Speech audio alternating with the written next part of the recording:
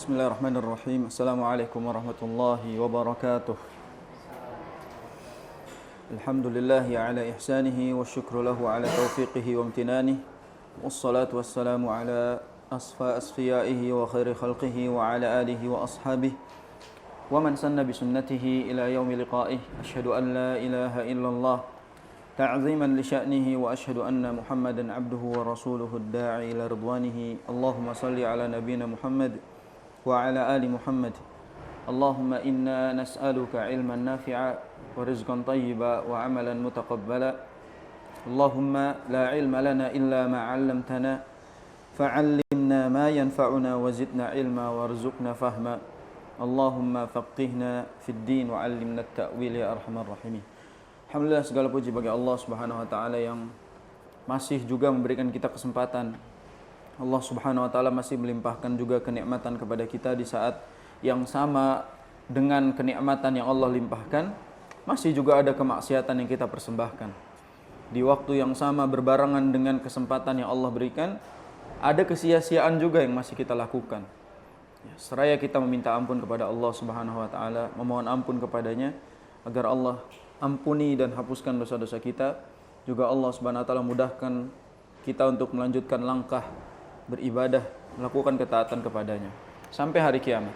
Amin ya rabbal alamin. Insyaallah kita akan melanjutkan lagi pembahasan kitab Bawa'its al-Khalas minadz-dzunub, Bawa'itsul Khalas minadz-dzunub, kiat-kiat terlepas atau terhindar dari dosa-dosa. Menjelang akhir kitab, karena kita masuk pada kiat yang ke-18. Insyaallah hari ini kita akan bahas kiat 18 dan 19. Dan dua kiat ini merupakan kiat yang sebenarnya seolah terulang, terutama kiat 19 dan 20 itu pembahasannya seperti terulang. Tapi beliau seperti ingin memberikan faedah tambahan dari poin yang sama. Kecuali kiat yang ke-18. Kiat 18 ini kaidah yang agung, kaidah yang besar yang kalau bisa kita harus tempel terus di dalam kehidupan kita. Hafalin kalau bisa kaidahnya. Karena kaidah ini merupakan kaidah dalam segala aspek ibadah. Di mana kaidah ini diterapkan oleh para ulama agar kita mengingat betapa pentingnya cara yang satu ini akan dibahas di kiat yang ke-18. Dan ini kalau diterapkan dalam seluruh ibadah kita, insya Allah semua akan berjalan lebih baik ke depannya. Kita akan bacaan dulu ungkapan yang disampaikan oleh Imam Ibnul Qayyim rahimahullahu ta'ala. As-samina asyar, kiat yang ke-18 adalah an ya'lama anna tafrighal mahalli syartun linuzuli ghaitsir rahmah. Kata beliau, hendaknya seorang muslim itu mengetahui bahwa tafrighal mahal, mengosongkan lahan, syartun linuzuli ghaitsir rahmah, merupakan syarat untuk siap menerima turunnya hujan. Hujan rahmat di sini. Jadi di sini kita harus tahu bahwa mengosongkan lahan, membersihkan lahan yang kosong itu syarat untuk menerima turunnya hujan. Hujan rahmat dari Allah Subhanahu wa taala. Wa tanqiyatuhu minad daghali syartun likamali zar'i. Dan membersihkan lahan tadi, lahan yang kosong tadi dari ad-daghal. Daghal itu semak belukar. Jadi membersihkan lahan kosong dari semak belukar yang mengganggu tanaman itu, syartun merupakan syarat sempurnanya cocok tanam. Jadi kalau kita pengen bercocok tanam dan pengen panen sesuai dengan harapan, kita pertama lakukan adalah kosongkan lahan. Lalu bersihkan dari segala semak-semak belukar yang bisa merusak tanaman kita. Berikutnya, famata lam yufarrighil mahalla lam yusadif ghaitsur rahmati mahallan farighan qabilan yanzilu fihi. Kata beliau, selama lahan itu belum dikosongkan atau belum dibersihkan, lam yusadif ghaitsur rahmati mahallan farighan, maka hujan yang turun juga belum mendapatkan tempat yang cocok. Tempat yang cocok dan menerima akan turunnya rahmat. Jadi bahasa simpelnya adalah hujan itu akan Allah Subhanahu wa taala turunkan sebagai rahmat kalau tempat yang ada di tanah yang lahan itu sudah kita siapkan dengan semaksimal mungkin. Artinya mana mungkin kita bisa menanam sesuatu di tempat yang belum kita bersihkan lahannya. Wa in farraghahu hatta asabahu ghaitsur rahmah lakinnahu lam yunakkihi minad daghali lam yakuni zar'u zar'an kamila. Kata beliau gini, bahkan kalau kita sudah mengosongkan lahannya nih, kita sudah siapkan, sudah kita beli tanahnya, sudah kita kosongkan lahannya, namun kita belum membersihkannya dari semak belukar atau tanaman-tanaman hama tumbuhan yang merusak, maka sama aja. Lam yakuni zar'u, si cocok tanam itu ya, tidak akan tumbuh dengan sempurna. Artinya ada dua di sini. Kosongkan lahan, bersihkan kotoran. Jadi kosongkan lahan, bersihkan kotoran. Itu kesimpulan penting di dalam menerima turunnya rahmat dari Allah SWT. Bal rubbama ghalaba ad-daghalu ala zar'i. Boleh jadi malah nanti si semak belukar itu yang akan justru memenuhi tanaman yang kita ingin tanami tadi. Lahan tadi justru penuh dengan tanaman-tanaman yang mengganggu. Wa kana al-hukmu lahu, dan bahkan menguasai lahannya. Ya, seperti tanah kosong kalau tidak dirawat maka isi nanti rumput-rumput liar, ilalang. Ya, justru itu yang disebut dagal. Ilalang tadi disebut dagal kalau bahasa Arabnya. Wa hadza, ini baru digambarkan. Wa hadza kalladzi yuslihu ardahu wa yuhayyi'uha liqabuli zar'i wa yudi'u fiha al-badr wa yantadhiru nuzul al-ghais. Dan ini, jadi penulis ingin mengatakan bahwasanya orang itu hendaknya kita menyiapkan tanah lahan kosong itu, kita siapkan untuk persiapan adanya cocok tanam atau tanaman yang ingin kita tanam. Wa yudi'u fiha al-badr, kita menebar benih-benihnya. Badar itu benih. Wa yantadhiru nuzul al-ghais, barulah kita menunggu turunnya hujan. Antum jangan minta dulu hujan kalau lahannya belum disiapin gitu. Karena kalau kita minta hujan turun belum disiapin, malah yang tumbuh tidak sesuai dengan harapan kita. Jadi rahmat Allah bisa turun kapanpun, hanya lahannya sudah siap atau belum. Kita sudah kosongkan, kita sudah tanam benih-benih, sehingga ketika turun hujan, maka akan tumbuh tanaman yang kita harapkan. Gambarannya adalah فَإِذَا طَهَّرَ الْعَبْدُ قَلْبَهُ وَفَرَّغَهُ مِنْ إِرَادَاتِ السُّوءِ وَخَوَاطِرِهِ وَبَذَرَ فِيهِ بَذْرِ الذِّكْرِ وَالْفِكْرِ وَالْمَحَبَّةِ وَالْإِخْلَاصِ وَعَرَّضَهُ لِمَهَابِ رِيَاحِ الرَّحْمَةِ وَانْتَظَرَ نُزُولَ غَيْثِ الرَّحْمَةِ فِي أَوَانِهِ كَانَ جَدِيرًا فِي حُصُولِ الْمُغَلِ. Ini saya ulang lagi, tenang. Tadi saya sengaja baca semuanya dulu. Kayaknya susah kejarnya tuh. Nah, di sini jadi beliau ingin mengatakan bahwa gini. Fa idza tahharal abdu qalbahu. Kalau seorang hamba itu membersihkan hatinya. Nah, tadi kan disebut lahan ya. Lahannya manusia itu adalah hatinya. Jadi kalau manusia membersihkan hati dia, wa farraghahu min iradatis su, dibersihkan dari tadi semak belukar. Oh, dalam hati berarti dibersihkan dari keinginan-keinginan kotor, keinginan-keinginan buruk. Ya, disingkirkan itu semua. Wa badzara fihi badru dzikri, wa badzara fihi badru dzikri, ya. Dan ditabur, badzar itu ditabur. Ditabur apa? Benih-benih zikir, benih-benih tafakkur, benih-benih cinta, dan benih-benih ikhlas di dalam hatinya. Apa yang terjadi? Wa arradahu limahabi riyahir rahmah. Lalu dia menyiapkan itu agar turun rahmat dari Allah Subhanahu wa taala di lahan itu, di hatinya. Wa antazara nuzula ghaitsir rahmati fi awanihi. Dia menunggu turunnya hujan rahmat dari Allah Subhanahu wa taala. Kana jadiran fi husulil mughal. Maka yang seperti ini jadiran. Jadir itu artinya pantas. Ini baru hati yang pantas menerima hasil yang baik.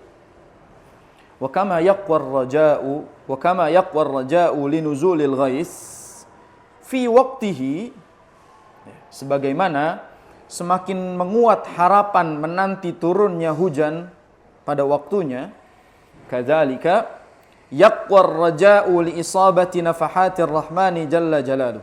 Yaqwa ar-raja'u li isabati nafahatir rahman jalla jalaluhu fil awqatil fadilah wal ahwalis syarifah.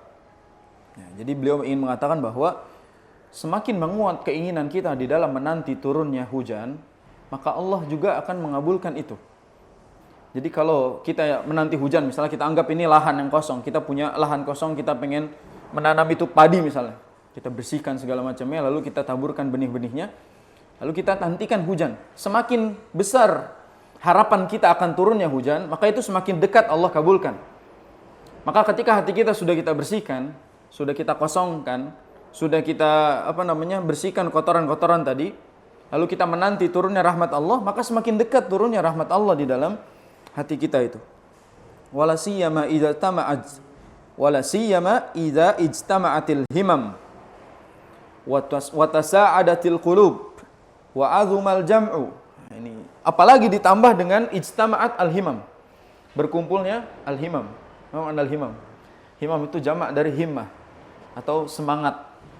Ya, ketika semakin bergejolak semangat di dalam hati kita, wa tasa'adat al-qulub, semakin kuat hati kita, wa azumal jama', bahkan adanya dikuatkan dengan adanya circle, perkumpulan.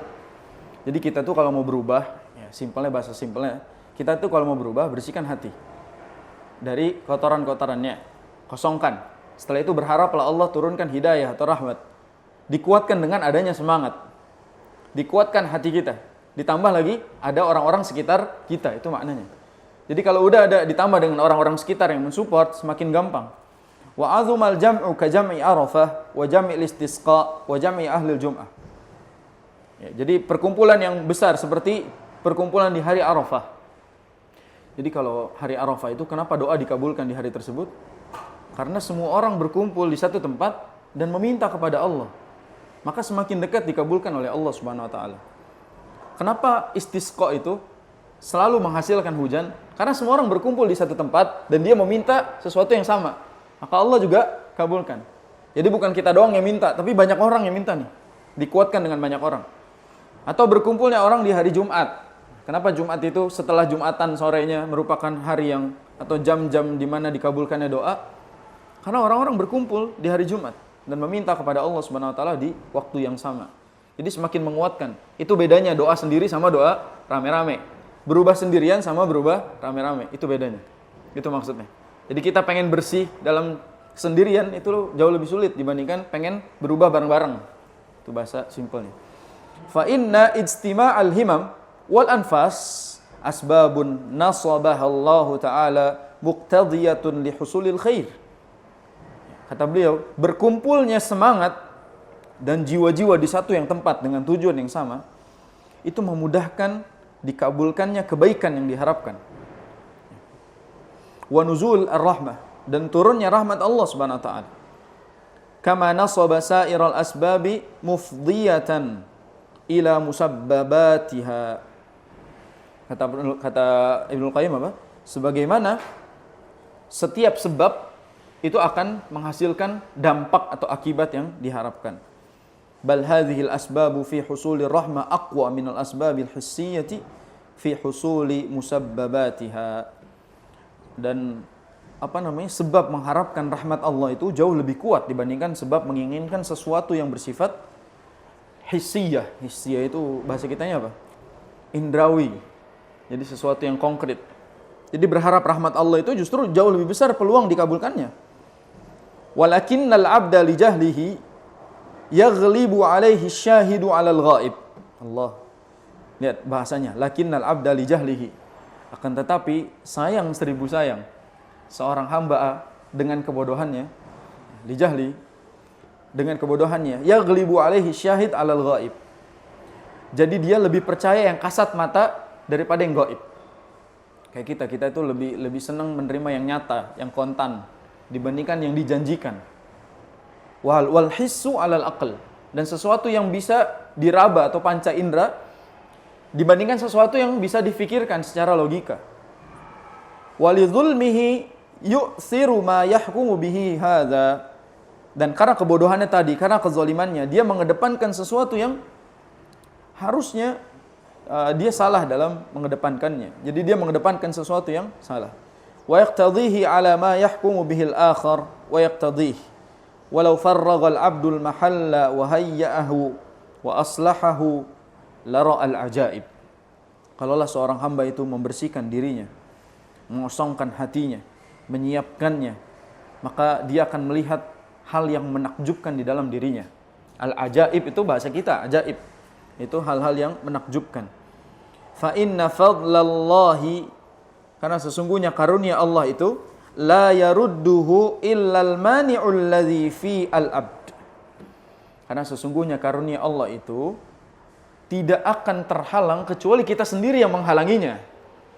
Jadi sebenarnya Allah itu ingin melimpahkan karunia kepada kita, namun karena ada penghalang di dalam diri kita, jadi seolah kita nggak dapat karunia Allah Subhanahu wa taala.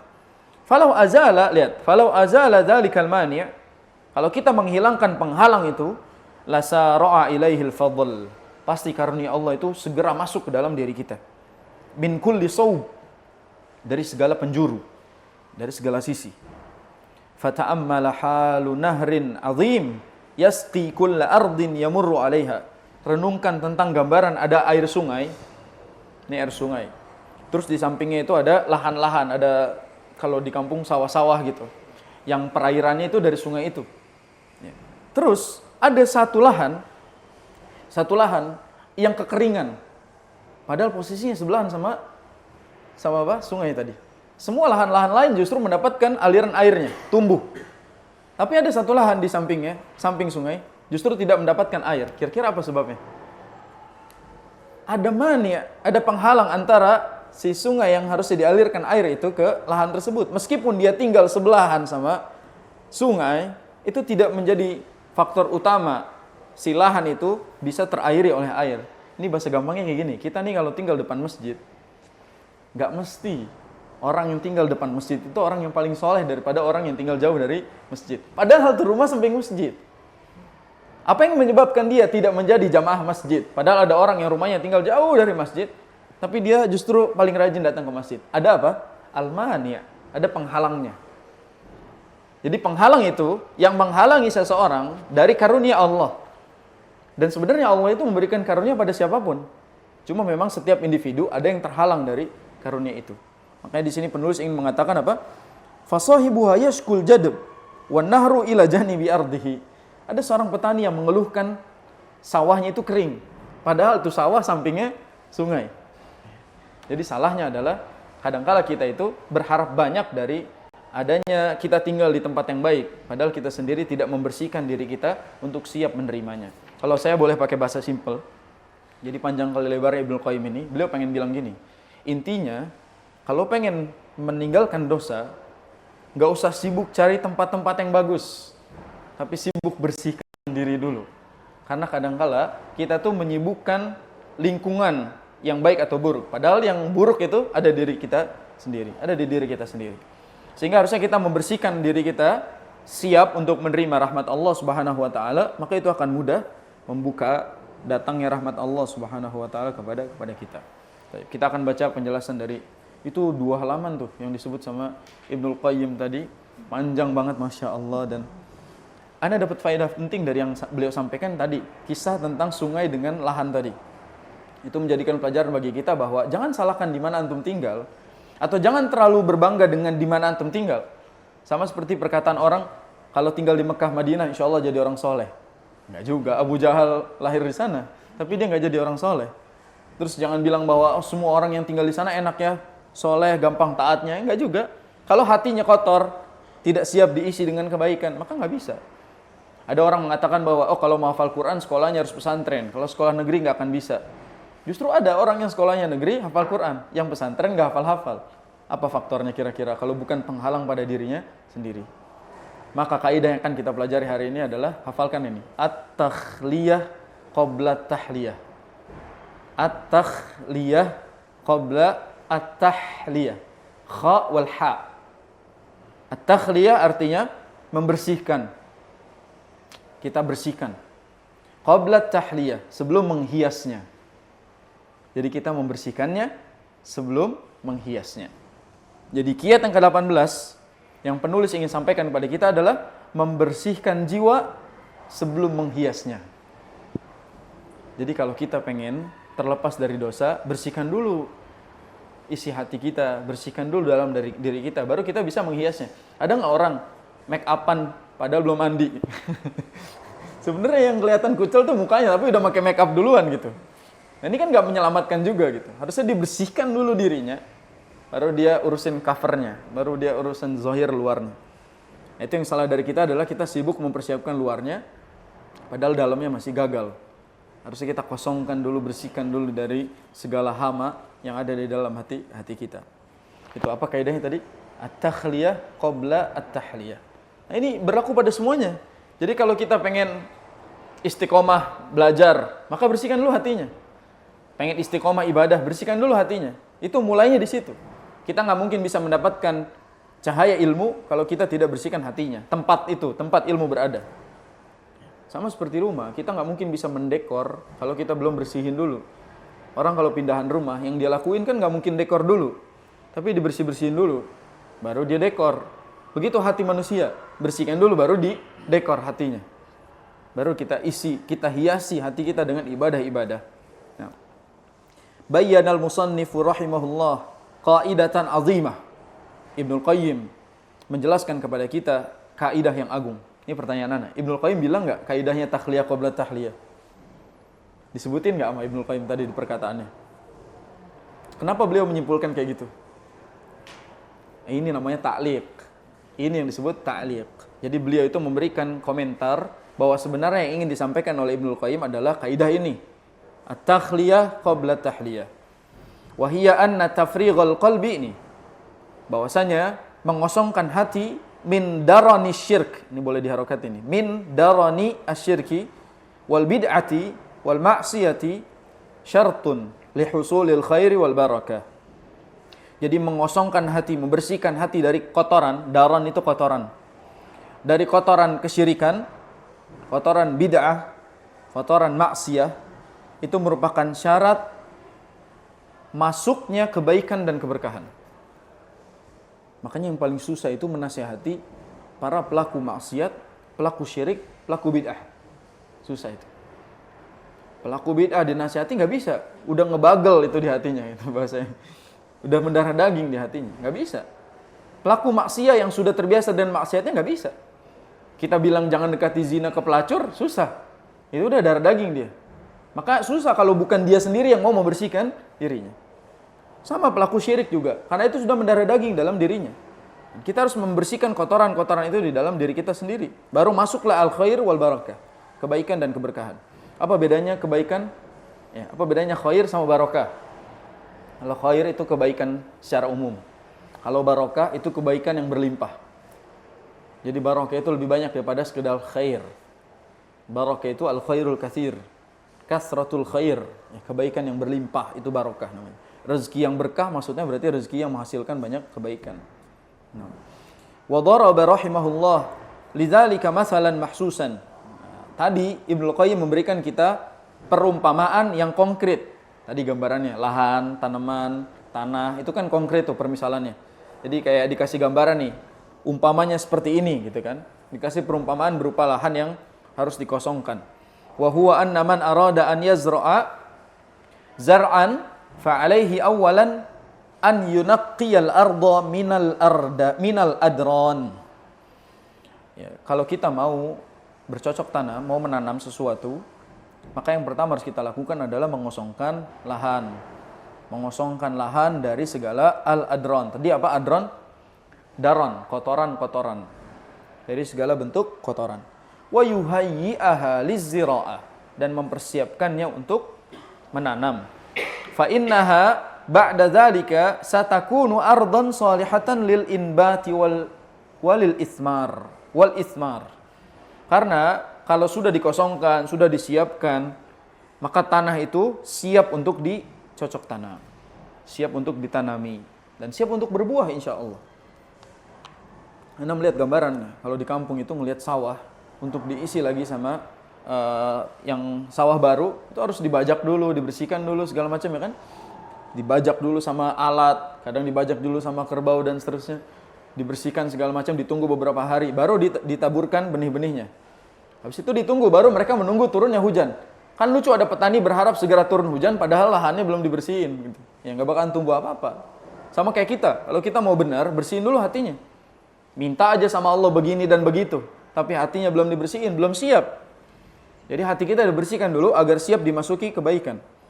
Wa alaihi aidan yata'ahadun nabat wa an yahmiyahu mimma yadurruh. Ya, hendaknya kita juga menjaga betul tanaman itu. Kita jaga dari hama-hama yang merusak. Fayub'ida anhu nabatat wal hasyarat al-mu'dhiyah. Kita jauhkan dari segala hama baik tumbuhan ataupun hewan-hewan yang merusak.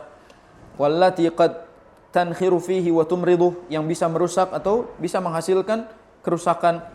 Wa bidzalika yaslamu lahu zar'ahu wa yanmu khaira namain. Maka dengan itu akan tumbuhlah tanaman yang kita harapkan. Fahakadha, ini kesimpulannya. Fahakadha yajibu an yakuna halul mu'min. Begitulah wajib bagi setiap mukmin itu. Fayajtahidu awalan, yang pertama, bitanqiyati qalbihi wa tasfiyatihi. Dia membersihkan hatinya, mengosongkan hatinya, min anwa'i syirki wal ma'asi, dari segala jenis syirik dan kemaksiatan. Liya'mural iman fi qalbihi wa yuthmir, agar iman itu masuk dan tumbuh di dalam hatinya. Jadi segala sesuatu itu kalau mau masuk ke dalam satu tempat harus dikosongkan dulu, baru bisa tumbuh dan berkembang di dalamnya. Tsumma yajtahidu ba'da dzalika bi ta'ahudi hadzal iman wa tasfiyatihi. Kemudian setelah tumbuh iman, maka kita harus menjaga betul keimanannya agar tidak dirusak oleh hama-hama yang merusak. Mimma qad yashubuhu minadz-dzunubi wal ma'asi. Baik dari hama kemaksiatan atau hama dosa. Fayubadiru ilat taubati wal istighfar, dia harus selalu bertaubat dan istighfar. Wa takhallus minha bil iqla'i anha, dan berlepas diri, berusaha melepas dirinya dari kemaksiatan. Liyazdadal imanu numuwan fi qalbih, agar iman itu terus bertumbuh di dalam hatinya. Wa tanzilu alaihi rahmat wal barakat, dan agar senantiasa diturunkan rahmat dan keberkahan Allah Subhanahu wa taala. Itu yang disampaikan oleh Ibnul Qayyim dan Syekh Abdul Razak di dalam kiat yang ke-18. Ana ingin kasih contoh-contoh bukti gimana penerapan kaidah ini di dalam kehidupan kita. Kita agak panjang dikit di kiat 18. Jadi beliau ingin bilang kepada kita, tadi kaidahnya apa namanya? At-takhliyah qabla tahliyah. Ingat-ingat kaidah ini. Ini dipakai juga di akidah. Jadi kalau kita pengen mempertahankan akidah yang bersih, kita harus bersihkan dulu diri kita dari kesyirikan-kesyirikan. Lagi belajar, kalau pengen ilmunya masuk, kosongin dulu hatinya dari segala bentuk kotoran-kotoran, baru ilmunya masuk. Kalau enggak, maka percuma, ya, tidak akan menghasilkan apapun. Ilmu itu tidak akan tumbuh apapun. Di sini kata Ibnul Qayyim dalam Ad-Dawa, enggak ada di buku ini. Dalam Ad-Dawa Ibnul Qayyim bilang, "Fama yanbaghi an yu'lama anna adz-dzunuba wal ma'asi tadur." Sesungguhnya hendaknya kita mengetahui bahwasanya dosa dan kemaksiatan itu memudaratkan, merusak. Wala budda anna dhararaha fil qalbi ka dhararis samum, fil abdan. Kata beliau, kemaksiatan dan dosa itu merusak tubuh seperti ada racun di dalam tubuh kita. Jadi kalau ada dosa di dalam diri kita itu seperti adanya racun di dalam tubuh kita. Caranya gimana? Bersihkan dulu, kita sembuh dulu dari virus itu. Kita angkat, kita hilangkan dulu virusnya, baru itu akan memudahkan kita lebih sehat dan produktif lagi. Mana ada orang sakit disuruh produktif, ya sembuhkan dulu dari sakitnya, baru dia bisa produktif lagi. Sama, kalau kita yang bergelimangan dosa ini, kalau pengen istiqomah di atas taat, bersihkan dulu kesyirikan, kemaksiatan, bid'ah yang kita lakukan, maka kita akan mudah mengenal sunnah. Bersihkan hati dari bid'ah, sunnah mudah masuk. Bersihkan hati dari syirik, tauhid mudah masuk. Bersihkan rasa malas dalam hati kita, maka kita pasti akan semangat dalam taat kepada Allah SWT. Simpelnya itu, kaidah-kaidahnya begitu. Jadi kita bersihkan dulu lawan-lawannya. Orang nggak mungkin bisa mengenal sunnah kalau dia tidak berlepas diri dari bid'ah, nggak mungkin. Orang juga nggak mungkin bisa kenal tauhid kalau dia tidak berlepas diri dari kesyirikan. Sama antum ngasih nasihati ahlul bid'ah, percuma. Karena mereka betah di atas bid'ahnya. Mereka harus tahu bid'ah itu salah, baru kita bisa mengajarkan mereka sunnah. Sama tentang musik dan Quran. Antara musik dan Quran. Antum pengen menjadi ahlul Quran, penghafal Quran, padahal di hati itu masih amat cinta sama musik. Itu nggak mungkin. Jadi kita bersihkan dulu itu. Kita hilangkan dulu adron tadi. Ya, kotoran-kotoran yang di dalam hati kita, si musik-musik itu, maka Quran akan mudah masuknya ke dalam hati kita. Jadi nggak mungkin sama sekali kita lihat bahwa ada orang yang pengen jadi ahlul Quran, namun dia masih menyukai musik. Nggak mungkin. Makanya para ulama juga memberikan nasihat kita, termasuk Ibnul Qayyim. La yajtami'ani al-musiqani fi qalbin wahid. Tidak akan berkumpul dua musik di dalam hati seseorang. Jadi nggak mungkin ada Quran sama musik di dalam hati seseorang. Kalau dia suka sama salah satunya, pasti yang satunya hilang. Ini juga sama kaidahnya, at-takhliyah qabla tahliyah. Jadi kalau kita pengen mengisi dengan kebaikan, takhliyah dulu, bersihkan dulu. Baru kita bisa isi. Nah, dosa itu memberikan mudarat, dampaknya adalah dia membuat kita jadi susah melakukan ibadah. Makanya harus kita hilangkan dulu dosanya. Saya akan kasih contoh di antara dampak buruk dosa. Dampak buruk dosa itu yang pertama, menghalangi masuknya ilmu. itu yang membuat kita ngaji bertahun-tahun, mungkin kita nggak masuk-masuk ilmunya. Itu mungkin gara-gara banyak dosa kita. Ya, masih tajam lisannya, padahal ngaji udah bertahun-tahun. Masih jelek sholatnya, padahal ngaji bertahun-tahun. Itu mungkin gara-gara dosa kita yang banyak, sehingga ilmu itu terhalang masuk. Lihat nasihat Ibnul Qayyim. Fa innal ilma nurun yaqdhifuhu Allahu fil qalbi wal ma'siyah tudfi'u dzalikan nur. Ilmu itu cahaya, dan maksiat yang memadamkan cahaya itu di dalam hati kita. Sama seperti nasihatnya Imam Waqi' kepada Syafi'i. Ketika Imam Syafi'i ngadu kepada gurunya, syakautu ila Waqi'in su'a hifzi. Aku mengadu kepada guruku tentang buruknya hafalanku. Fa arsyadani ila tarkil ma'asi. Maka gurunya Imam Waqi' ini ngasih nasihat ke Syafi'i, tinggalkan kemaksiatan. Fa innal ilma nurun wa nurullahi la yuhda li'asi. Sesungguhnya ilmu itu cahaya, dan cahaya itu tidak akan mungkin bertahan di dalam hati para pemaksiat. Nasihat Imam Malik kepada Imam Asy-Syafi'i rahimahullahu taala. Imam Malik pernah bilang ke Asy-Syafi'i gini, inni ara Allah qad alqa ala qalbika nuran fala tudfi'hu bidzulmatil ma'siyah. Jadi Imam Malik ngomong ke Imam Asy-Syafi'i, wahai Asy-Syafi'i, sesungguhnya Allah telah memberikan kamu cahaya yang luar biasa. Jangan padamkan cahaya itu dengan kemaksiatan.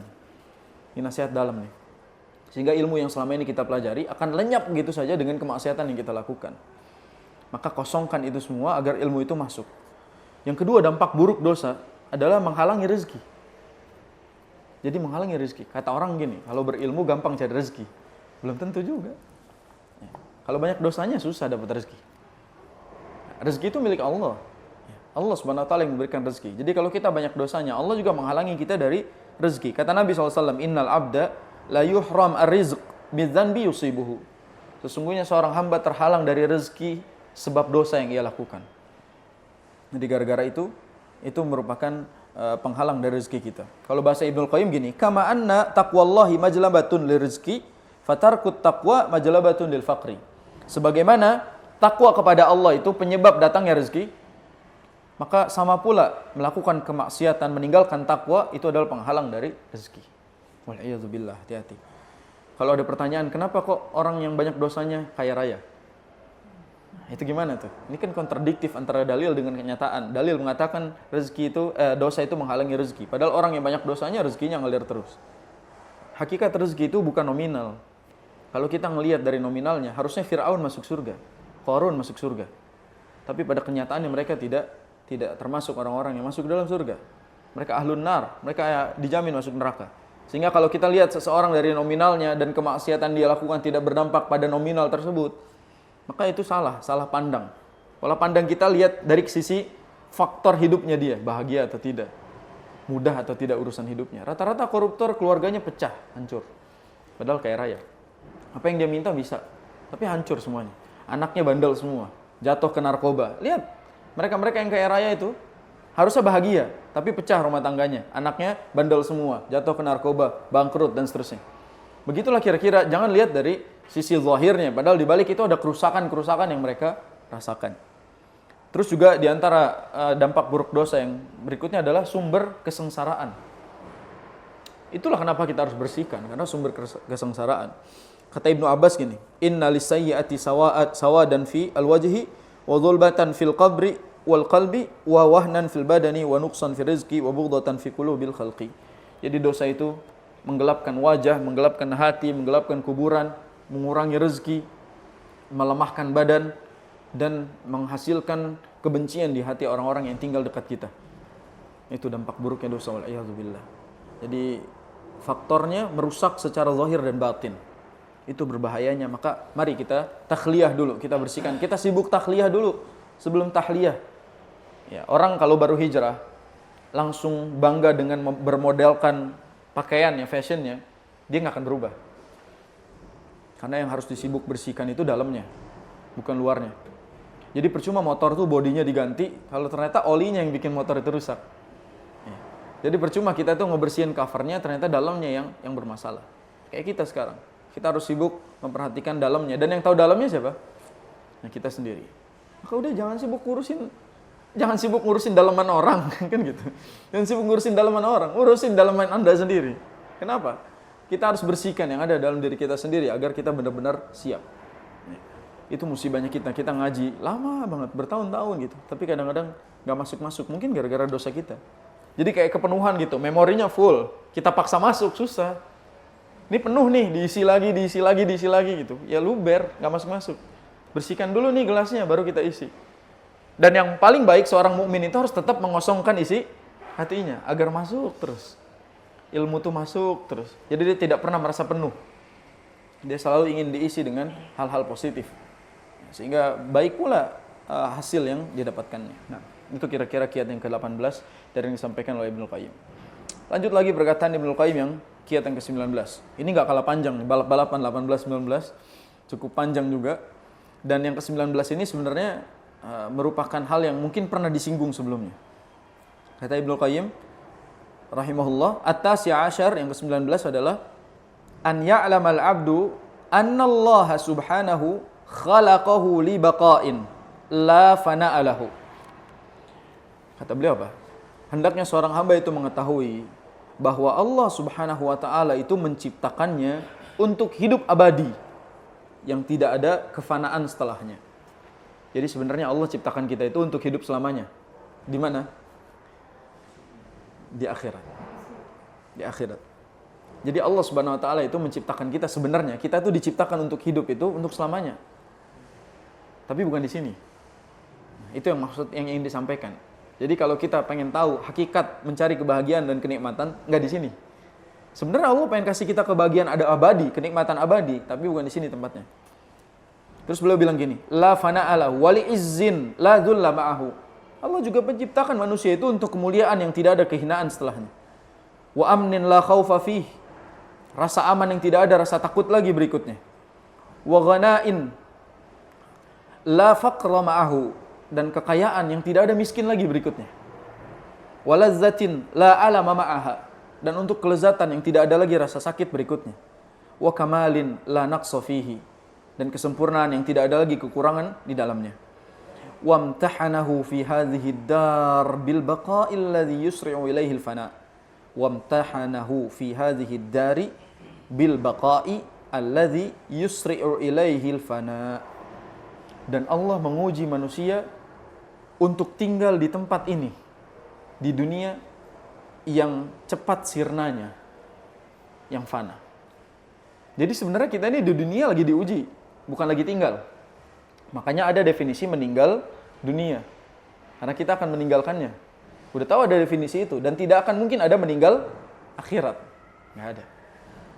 Jadi orang itu mati sekali dong. Itu tandanya sebenarnya kehidupan dia bukan di sini. Karena Allah SWT itu menghidupkan kita, mematikan lalu menghidupkan kita kembali. Dan tujuan Allah ciptakan kita untuk hidup selamanya. Berarti hidup yang keberapa? Yang kedua. Bukan hidup yang ini. Karena hidup ini ada endingnya. Makanya tadi disebutkan kemuliaan yang tidak ada kehinaan, kesempurnaan yang tidak ada kekurangan. Bukan di sini. Di sini Allah menguji kita. Allah kasih kita ujian. Wal izzil ladzi yuqarinuhu dzul. Kita hidup di tempat yang ada kemuliaan, tapi masih ada kemungkinan kehinaannya. Terus, wal amnil ladzi ma'ahul khauf wa ba'dahul khauf. Kita dikasih rasa aman yang masih ada ketakutan di dalamnya. Kayak kita misalnya dikasih uang, kasih kaya raya, masih ada rasa takut nggak uang itu hilang? Masih ada rasa takut uang itu nggak ada lagi di tangan kita? Ya itulah dunia. Itulah dunia. Bahkan kita punya anak, punya istri itu masih ada rasa takut ditinggalkan. Karena memang itulah dunia. Itulah tempatnya. Sebenarnya ucapan selamat datang bermakna selamat tinggal di dunia itu. Kalau bahasa saya gini, selamat datang itu hanya ucapan selamat tinggal yang tertunda. Nah, itu quotes tuh. Jadi selamat datang itu ucapan selamat tinggal tertunda. Artinya orang yang muncul ke dunia ini sebenarnya ingin mengucapkan selamat tinggal, cuma tertunda aja. Kita tahu kita akan pisah. Tapi memang karena selamat datang yang terlalu indah membuat kita lupa bahwa itu selamat tinggal yang tertunda. Agak pujangga dikit itu quotesnya. Supaya kita paham bahwa dunia ini bukan tempat untuk bersama secara abadi. Nah, kata beliau gini, wa kadzalikal ghana'u wal ladzah wal farhah was surur wan na'im alladzi huna masyubun bi dhiddih. Begitu juga kekayaan, kelezatan, kebahagiaan, kenikmatan, itu semua masih diikuti oleh lawan-lawannya. Kebahagiaan ada sedihnya, ya. Kenikmatan juga ada azabnya, dan kelezatan juga ada rasa sakitnya dan seterusnya. yata'aqqabuhu didduhu. Yata'aqqabuhu didduhu. Tetap diikuti oleh lawannya. Wa huwa sari'uz zawal. Dan semua yang tadi disebutkan, mereka cepat sirnanya. Faghalita aktsarul khalqi fi hadzal maqam. Begitu banyak orang yang keliru di titik ini. Begitu banyak orang yang keliru di dalam perkara ini. Idz talabun na'ima wal baqa'a wal izza wal mulka wal jah fi ghairi mahallihi. Kata beliau gini, kita ini keliru karena kita itu meminta kenikmatan, keabadian, kemuliaan, kekuasaan di tempat yang salah, di tempat yang bukan tempatnya. Jadi kalau kita, ya Allah, buatlah saya bahagia hidup di dunia, itu salah minta. Karena kebahagiaan itu di dunia terbatas. Ya Allah, buatlah saya kaya. Nah, itu sebenarnya permintaannya, bukan tempatnya. Bukan tempatnya. Karena sebenarnya tempat kekayaan yang abadi itu di akhirat. Kayak disuruh milih misalnya, kamu mau kaya di mana? Di dunia atau di akhirat? Pasti kita jawab, dunia akhirat. Kan gitu ya.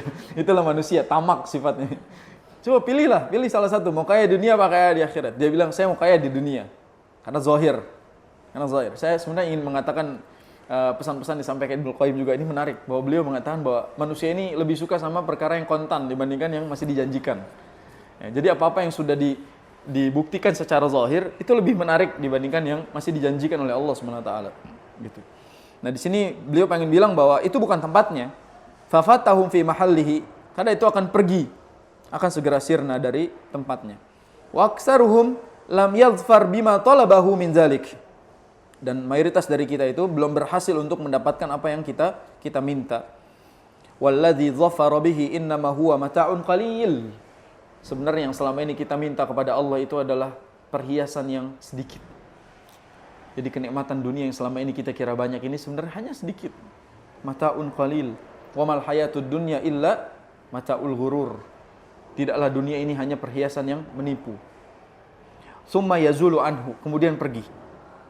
War rusulu, para rasul, innama ja'u bid-da'wati ilan na'imil muqim wal mulkil kabir. Para rasul mengajak untuk kita itu sadar akan kenikmatan yang abadi, kekuasaan yang besar. Faman ajabahum, barang siapa yang menerima dakwah para rasul, hasalalahu alazzu ma fid dunya wa atyabuh. Maka dia akan mendapatkan yang lebih lezat daripada yang ada di dunia. Antum lihat ya, orang yang lebih tahu kelezatan dunia, kelezatan akhirat, kelihatannya nggak merasakan lezatnya dunia. Jadi orang-orang yang dia tahu kelezatan akhirat, rata-rata kelihatannya tidak merasakan kelezatan dunia.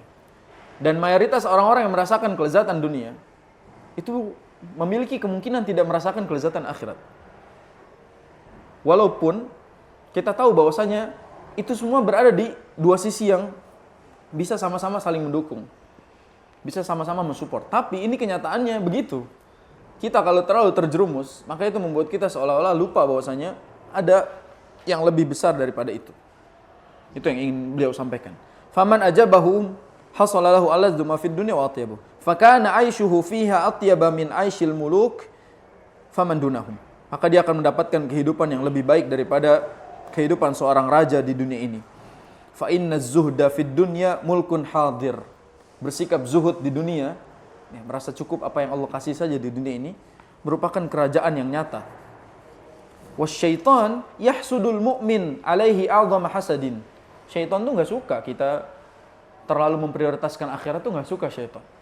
Syaitan akan buat kita mendapatkan itu semua di dunia sehingga kita kehilangan nanti di akhirat. Fayahrisu kullal hirs ala alla yasila ilaih. Syaitan akan berusaha semaksimal mungkin agar kita tidak mendapatkan kemuliaan itu nanti di akhirat. Fa innal abda idza malaka syahwatahu wa ghadabahu fanqada ma'ahu lida'iyad din fa huwal maliku haqqan. Seorang hamba kalau dia memiliki atau menguasai syahwat dan emosinya, maka itu akan membuat dia menjadi seorang raja yang sesungguhnya. Jadi orang hebat, orang kaya sesungguhnya adalah orang yang mampu menguasai syahwat dan hawa nafsunya. Jadi dia mampu menjaga syahwat dan emosinya. Itu dia seorang raja yang hakiki. Li'anna sahiba hadzal mulki hurrun. Karena orang yang seperti ini benar-benar merdeka. Dia tidak menjadi budak hawa nafsu dan emosinya.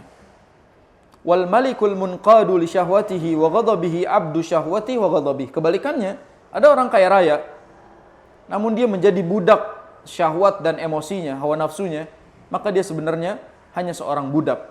Fahuwa masakharun mamlukun fi ziyyi malik. Dia adalah seorang budak yang berwujud raja. Jadi ini gambarannya, dia adalah seorang budak syahwatnya yang kelihatannya aja kayak penguasa gitu. Ada orang yang kelihatannya budak padahal dia penguasa karena dia berhasil menguasai dirinya sendiri.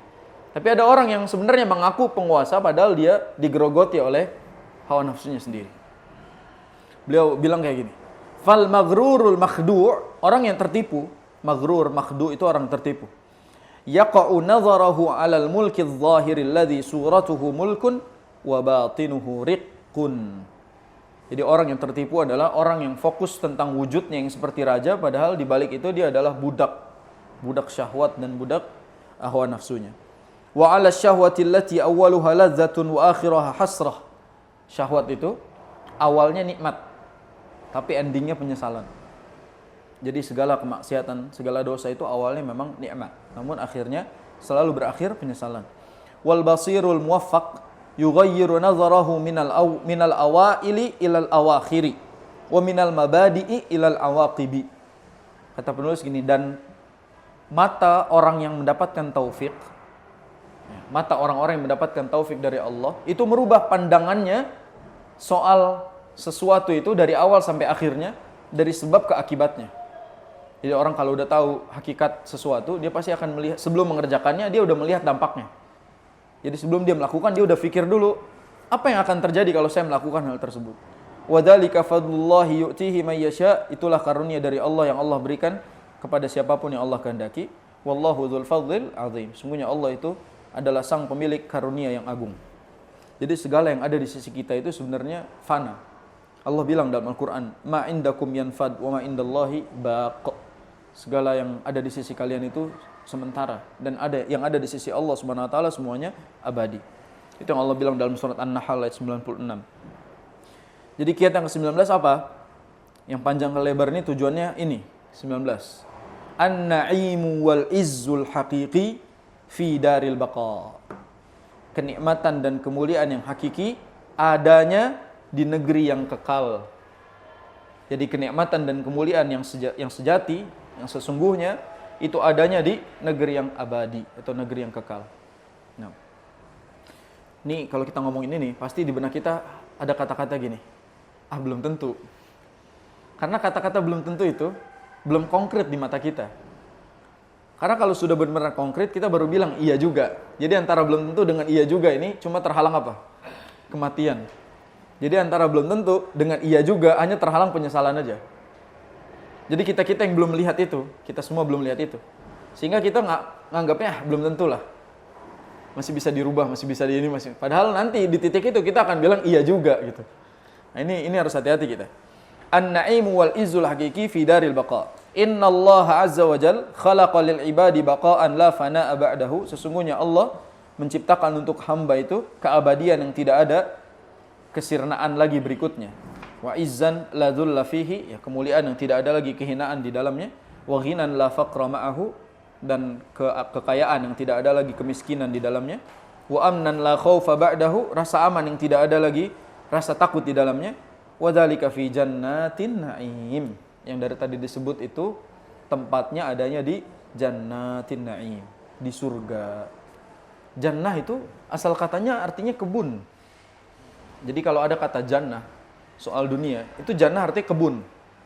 Dan surga disebut jannah karena di dalamnya itu banyak perkebunan. Sehingga jannah asal katanya itu maknanya adalah kebun-kebun, taman-taman. Raudhah maknanya. Jadi taman-taman. Nah disebut itu karena surga itu isinya tanaman, perkebunan yang indah.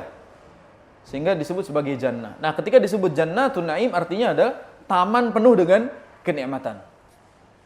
Jadi di tempat di mana surga itu berada, maka kenikmatan itu tidak akan terputus di dalamnya. Jadi kalau ditanya mata rahah, kapan kita istirahat? Ketika kaki kita sudah masuk ke dalam surga, itu istirahat kita dimulai. Kapan kita baru merasakan kenikmatan? Tatkala kaki kita sudah masuk ke dalam surga. Kapan kita baru merasakan kemuliaan? Saat kaki kita baru masuk ke dalam surga. Jadi sebelum itu, sebenarnya itu semua sifatnya fana. Anda akan gambarkan, ada sebuah hadis, Anda bisa lihat riwayatnya. Ada seseorang yang dimasukkan ke dalam surga oleh Allah Subhanahu wa taala. Surga yang paling bawah. Lalu dia melihat kenikmatan di dalam surga dengan segitu banyak yang dia inginkan ada di dalam surga. Terus padahal dia dulunya di dunia itu hidupnya mewah, glamor, kaya raya. Nah, itu dimasukin surga yang paling bawah. Ketika ditanya, "Wahai hamba, mana yang lebih baik? Kekayaanmu dulu di dunia atau surga yang sekarang ada di depan matamu?" Dia bilang apa? Surga yang ada di depan mataku. Jadi surga yang ada di depan matanya itu menghapus seluruh keglamoran, kekayaan dia di masa hidupnya dulu. Jadi kenikmatan dunia ya, itu kalau dibandingkan dengan satu kedip mata kita melihatnya di surga, itu kayak nggak ada apa-apanya. Hilang semua. Jadi nggak bisa dibandingkan. Kalau ditanya mau di mana, mau dipilih, ini surga paling bawah atau kalian kaya raya di dunia gitu. Tetap kita akan pasti pilih surga. Bahkan kalau boleh minta, ya Allah surga paling bawah deh gitu. Yang penting masuk surga gitu. Yang penting kita mendapatkan kenikmatan masuk ke dalam surga. Nah, orang kalau sudah masuk surga, dia baru mendapatkan kemuliaan yang hakiki, kenikmatan yang hakiki. Orang kalau udah masuk surga bakal baca doa ini. Lihat doa ini Allah sebutkan dalam surat Fatir ayat 34. Wa qalu alhamdulillahilladzi azhaba 'annal hazan. Orang-orang yang sudah masuk surga itu bilang, alhamdulillah segala puji bagi Allah yang telah menghilangkan kesedihan di dalam hatiku. Apa maksud menghilangkan kesedihan di dalam hatiku? Sebelum masuk surga, kita itu bakal pasti merasakan hazan. Saya kasih faedah bahasa Arab. Hazan itu artinya bukan cuma sedih, tapi susah. Maka di antara makna hazan itu juga susah. Lihat doa, Allahumma la sahla illa ma ja'altahu sahla wa anta taj'alul hazna idza syi'ta sahla. Nih, wa anta taj'alul hazna. Engkaulah yang menjadikan kesulitan menjadi mudah. Jadi hazan itu bukan cuma maknanya sedih, tapi susah. Nah, orang kalau masuk surga dia bilang, alhamdulillahilladzi adhaba 'annal hazan. Ya Allah, terima kasih banyak. Segala puji bagi Engkau yang telah melenyapkan segala susahnya diriku. Berarti kalau sebelum masuk surga masih susah. Itu definisinya. Ya orang kalau masuk surga dia baru bilang, azhaba 'annal hazan. Aku telah dibuat hilang dari kesedihan-kesedihan. Inna rabbana laghafurun syakur. Sesungguhnya Tuhan kami adalah Tuhan yang Maha Pengampun dan Maha bersyukur.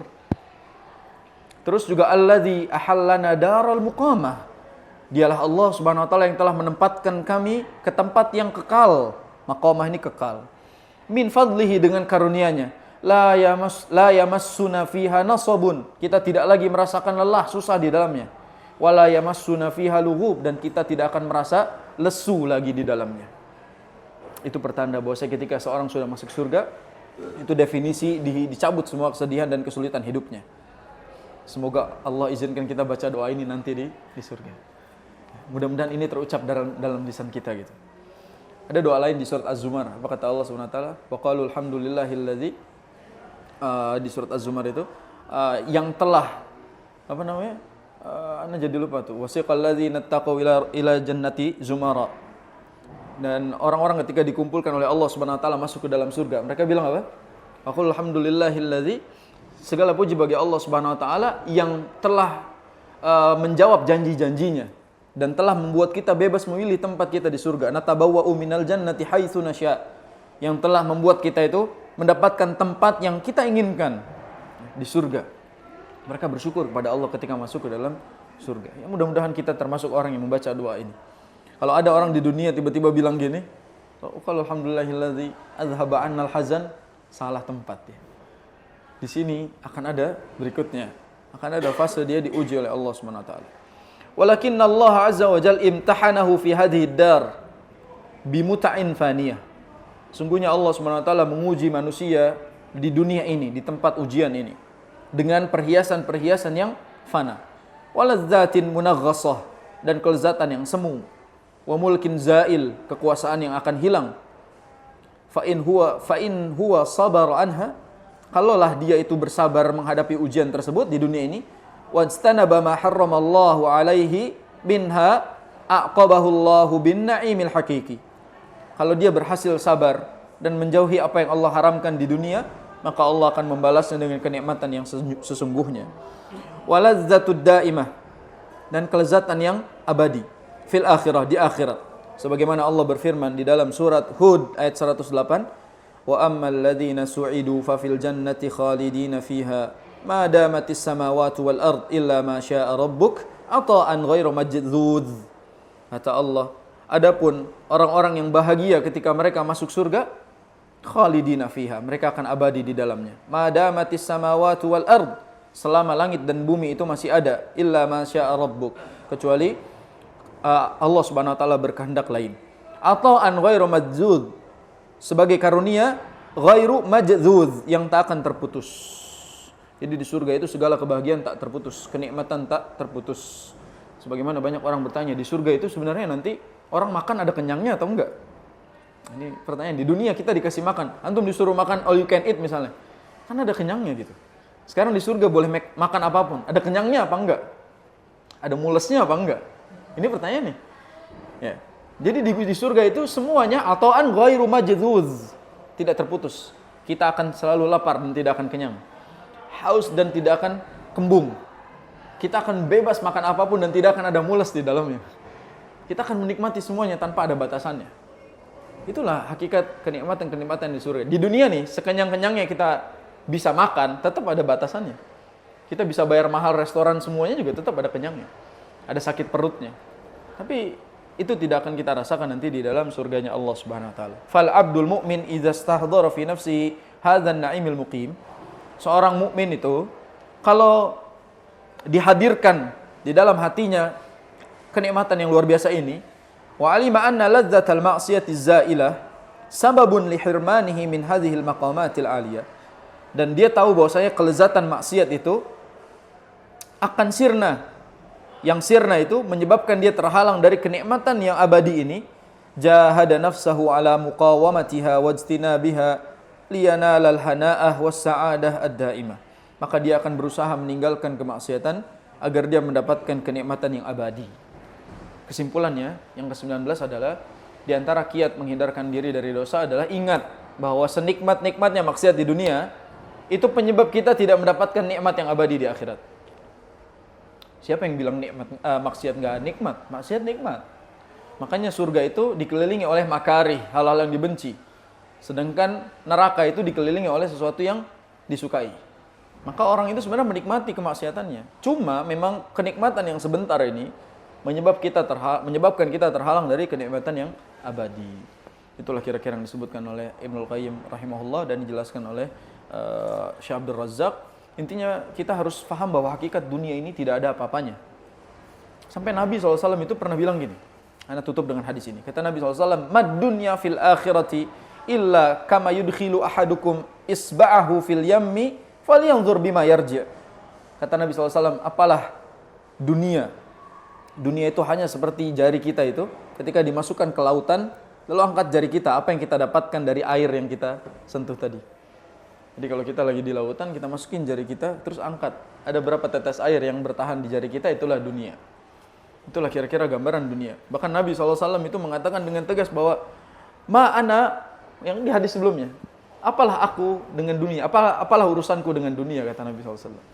Makanya Nabi itu pernah berdoa, hidupkan dalam keadaan miskin dan matikan dalam keadaan miskin. Itu doa nggak mungkin kita baca. Itu doa nggak mungkin kita baca. Karena ya Allah, hidupkanlah aku dalam keadaan miskin dan matikan aku dalam keadaan miskin. Itu doa Nabi itu. Antum nggak mungkin baca doa itu. Pasti kita minta kecukupan, kekayaan dan seterusnya. Kalau bisa bahagia dua-duanya, kalau bisa ini. Tapi Nabi beda pandangannya. Nabi punya pandangan yang berbeda. Itulah mungkin ya. Kalau Allah sudah perlihatkan surga di mata seorang yang beriman, Allah tidak akan buat indah dunia ini. Kalau kita masih dibuat indah sama dunia. Sehingga wajarlah bahwa belum ada surga yang begitu indah di mata kita. Itulah mungkin suatu saat Allah Subhanahu wa taala sadarkan kita tentang itu, dan mudah-mudahan itu membuat kita jadi semakin menjadi lebih baik insyaallah taala. Amin ya rabbal alamin. Subhanakallahumma bihamdika asyhadu an la ilaha illa anta astaghfiruka wa atubu ilaik. Assalamualaikum warahmatullahi wabarakatuh.